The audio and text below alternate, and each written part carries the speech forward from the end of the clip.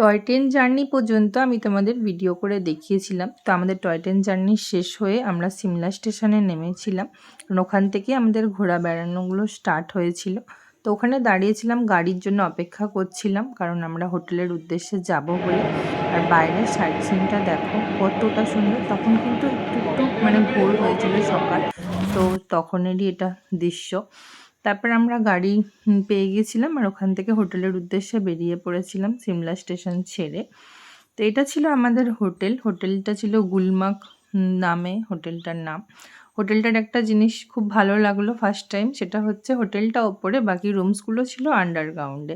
তাই জন্য দেখবে আমি যখন রুমসটা দেখাবো কোনো উইন্ডো থাকবে না, শুধু মানে এক্সিটের জন্য, এন্টারের জন্য শুধু ডোরই আছে, কোনো উইন্ডোজ নেই।